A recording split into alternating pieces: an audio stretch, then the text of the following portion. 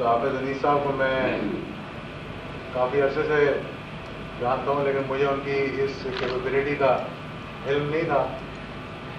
کہ وہ ایک اتنی اچھی اور اتنا سینسٹیو ایشو پر جو ہے وہ ایک کتاب لکھیں گے جو کہ رہنمائی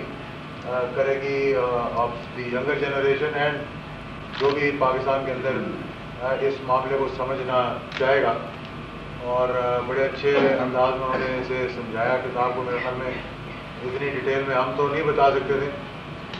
کہ جو کچھ انہوں نے بتایا. اور جنرل راحت لطیف صاحب نے بھی فوجی پوائنٹ آف ویو سے اس پہ روشنی ڈالی، اور میں کیونکہ نیم فوجی ہوں اس لیے بیچ میں اتنی ڈیٹیل میں نہیں بتا سکتا آپ کو. لیکن پاکستان کے جو ڈیفینس کیپیبلٹی ہے اللہ کے فضل و کرم سے، اور جو کتاب کا ٹاپک ہے کہ Pakistan defence and nuclear doctrine, اس بارے میں یہ میں بتانا چاہوں گا کہ کیونکہ پاکستان کے نیوکلیئر پروگرام کو بڑے قریب سے میں نے دیکھا ہے. قریب سے دیکھنے کا مطلب یہ ہے کہ اس کے ساتھ کسی نہ کسی حوالے سے ڈائریکٹلی یا انڈائریکٹلی منسلک رہے ہیں، پاکستان کے دفاع کے حوالے سے بھی. اور 28 مئی 1998 کو جب یہ دھماکہ ہوا تھا تو پولیٹیکلی اس کے ساتھ بڑا قریب سے میرا واسطہ رہا، اور کچھ اپوزیشن کی ہم نے بڑی اس وقت کئی ایسے ایشوز ہوتے ہیں جو نظریاتی ایشوز ہوتے ہیں جن کا ملک کے ساتھ تعلق ہوتا ہے، تو اس میں پھر آپ اپنی پارٹی وابستگی وغیرہ نہیں دیکھتے. آپ دیکھتے ہیں کہ ملک اور قوم کے لیے آپ کی نگاہ میں تو مجھے ایک ڈیلیگیشن بھی لیڈ میں نے کیا جو کہ نارتھ امریکہ اور کینیڈا اور یو ایس کے دورے پر گیا، اور وہاں کے کچھ اعلیٰ حکام جو تھے ان سے ملنے کا موقع بھی ملا وہاں پر. اور مجھے یاد ہے کہ جب 13 مئی کو ہندوستان نے یہ دھماکہ کیا تھا تو پاکستان کے عوام کے اندر ایک بددلی سی بھی پھیل گئی تھی، اور ایک خواہش بھی یہ تھی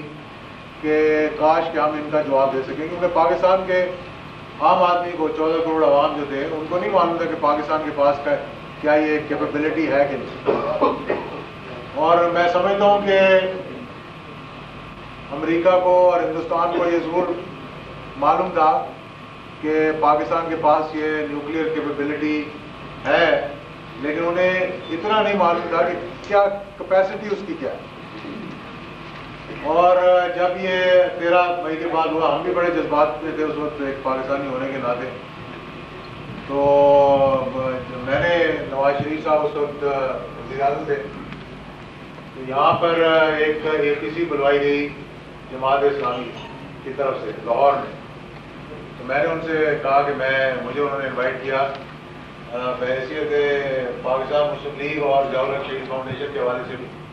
کیونکہ یہ میرے پاس ایک کارڈ تھا کہ جہاں مسلم لیگ والے کہیں جناب ضیاء الحق صاحب نے نہیں جانا تو ہم اپنا ضیاء الحق شہید فاؤنڈیشن کے اس پہ انوائٹ کر لیے جاتے تھے. میں انہوں نے کہا کیونکہ میں نے وہاں جانا ہے تو پارٹی کا نقطۂ نظر بھی وہاں پہ جا کے میں دوں گا. اور میں نے ایک بات کی تھی جو اخباروں کے اندر لیڈ چھپی، میں نے کہا یہ کوئی بھی پاکستان کا وزیر اعظم ہو جو پاکستان کے عوام کے جو جذبات ہیں، اور اگر اس کی عکاسی انہوں نے نہ کی یا ان کی جو فیلنگز ہیں اس کی ریفلیکشن وہاں پر نہ ہوئی، تو میں نے کہا پھر انہیں 100 جوتے بھی کھانے پڑیں گے اور 100 پیاز بھی کھانے پڑیں گے. اور اللہ کے فضل و کرم سے میں یہ سمجھتا ہوں کہ بڑی ہمت کا کام تھا یہ کہ پھر پاکستان نے یہ فیصلہ کیا کہ ہم اینٹ کا جواب پتھر سے دیں گے یا پتھر کا جواب جو ہے وہ اینٹ سے دیں گے. اور 28 مئی کو اس قوم کا، پاکستانی قوم کا، میں سمجھتا ہوں کہ ایک وقار کے لحاظ سے، اپنی عزت کے لحاظ سے، اپنی سوورینٹی کے لحاظ سے، اپنی آزادی کے لحاظ سے جو ہے وہ سر جو ہے وہ سب کے بلند ہوئے کہ جب ہم نے یہ دیکھا. اور مجھے معلوم ہے 19 اس وقت جب یہ ہوا، آپ یہ نہ کریں تو ہم آپ کو اتنی فائنینشیل ایڈ دے دیں گے، لیکن پاکستان کی فوج نے اور پاکستان کی حکومت نے، جو میں سمجھتا ہوں کہ فوج اور حکومت جو ہے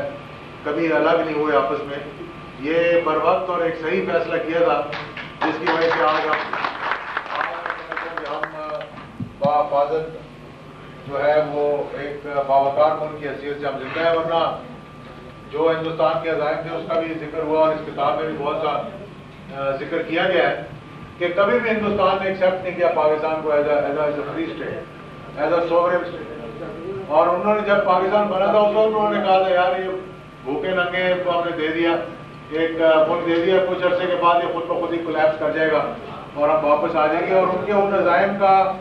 جو نتیجہ تھا وہ ہم نے 1971 میں اپنی آنکھوں کے آگے دیکھ لیا، جب ہمارا آدھا ملک جو ہے وہ 2 لخت ہو گیا اور 1971 کی کہانی ہمارے سامنے ہے. اور اب اللہ کے فضل و کرم سے ایک تو میں یہ بتانا چاہتا ہوں کہ جس نے بھی اس میں کنٹریبیوٹ کیا پاکستان کے دفاع میں، ہم ان کو سب کو خراج تحسین پیش کریں.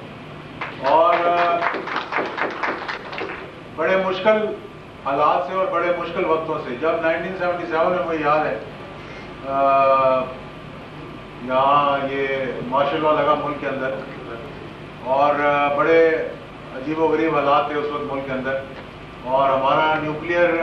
فیسلٹی یا کیپیبلٹی اس وقت تک بنی نہیں تھی، لیکن ڈاکٹر قدیر ملک میں آ چکے تھے.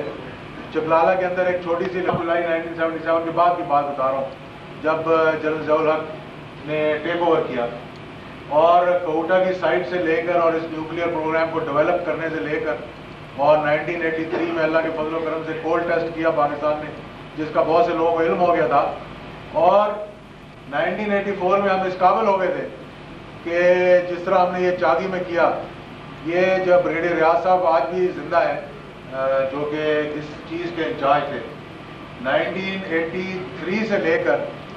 1988 تک یا اس کے کچھ عرصہ بعد بھی 1990 تک شاید وہ یہ چاگی کے جتنے ٹنل بنے ہوئے تھے جہاں پر یہ دھماکے ہوئے ہیں، ان پہ بھی کام 1981-82 سے شروع ہو چکا تھا. اور دنیا میں کسی کو یہ علم نہیں تھا کہ پاکستان جو ہے وہ اس چیز کی تیاری کر رہا ہے. اور 1986 میں جب آپ لوگوں کو معلوم ہوگا کہ ہندوستان نے اپنی فوجیں جب لگائیں اور ایک طرف ہمارے ویسٹرن بارڈر جن کا ذکر حافظ انیس صاحب نے کیا کہ اب کچھ معاملہ وہ سیکیور نہیں ہے جہاں جتنا پہلے ہوا کرتا تھا افغانستان کی وجہ سے، تو ایک بہت بڑی سپر پاور کے خلاف پاکستان جو ہے وہ لڑتا رہا. اور یہ میں سمجھتا ہوں کہ اللہ تعالیٰ کا ایک بہت بڑا معجزہ ہے کہ ہم نہ صرف اس جہاد میں کامیاب ہوئے بلکہ ہم نے پاکستان کو بچا کر رکھا ان دنوں. ورنہ اور یہ صرف میں ایک اس کا جو 1 پوائنٹ جو تھا جس وجہ سے پاکستان بچا رہا اور ہندوستان نے اس وقت یہ کوشش نہیں کی کہ وہ پاکستان حملہ کرے، اس کا یہی وجہ تھی کہ ان کو معلوم تھا کہ پاکستان جو ہے وہ نیوکلیئر اسٹیٹ بن گئی. اور 1985-86 کی بات آپ سب کو معلوم ہے، میں وہاں یہاں دہرانا نہیں چاہتا، جو کہ کرکٹ ڈپلومیسی جس کو کہا جاتا ہے، کہ جب ہندوستان نے تقریباً اپنی 10 لاکھ کے قریب فوج جو ہے وہ بارڈر پہ لگا دی تھی اور یہ تقریباً شور ہو چکا تھا کہ اگلے 72 گھنٹے کے اندر اندر جو ہے وہ پاکستان پر حملہ کر دیا جائے گا. تو اس وقت جنرل صاحب نے اپنا کرکٹ میچ دیکھنے کے بہانے جب گئے تھے انڈیا، اور یہ کوئی کہانی اور وہ کوئی وہ نہیں ہے جو سٹوری میں آپ کو بتا رہا ہوں، لیکن یہ حقیقت پہ مبنی بات بتا رہا ہوں کہ واپس آنے سے پہلے انہوں نے راجیو گاندھی کو یہ بات واضح طور پر بتا دی تھی. اور اس کے گواہ جو ہیں وہ آج پاکستان مسلم لیگ نون کے چیئرمین راجہ ظفر الحق ہیں، جنہوں نے یہ اپنی زبانی کہانی کئی مرتبہ بتائی. اور میں نے ان سے بتایا تھا کیونکہ وہ ساتھ تھے اس ٹرپ میں جنرل ضیاء الحق کے، کہ انہوں نے کہا کہ انہوں نے اسے روک کے جب بتایا جب وہ گئے، ہم وہاں گئے تو ہم بڑے پریشان تھے کہ ایک طرف جنگ کے بادل منڈلا رہے ہیں اور دوسری طرف ہم یہ کرکٹ کا میچ دیکھنے کے لیے جا رہے ہیں. تو کل کو اگر خدا نہ خواستہ ہندوستان نے پاکستان پر حملہ کر دیا تو دنیا کیا کہے گی کہ یہ کس قسم کی حکومت ہے یا صدر ہے اس حکومت کا، کہ خود انڈیا میں 2 دن پہلے میچ دیکھ رہا تھا. اسے چاہیے تھا کہ اپنی دفاع کو مضبوط کر رہا ہوتا، اپنی فوجوں کا تعین کر رہا ہوتا، وہاں پہ ٹرنچز بنوا رہا ہوتا تاکہ یہ جو حملہ ہونے والا ہے اس کو روکا جا سکتا. تو ایئرپورٹ پہ چلنے سے پہلے انہوں نے راجیو گاندھی کی جو بات بڑی مشہور ہوئی بعد میں، تو اس کو روک کر یہ بتا دیا تھا کہ ہم اس وقت اپنے ویسٹرن بارڈرز کے اوپر ایک بہت بڑے خطرے کے سامنا کر رہے ہیں.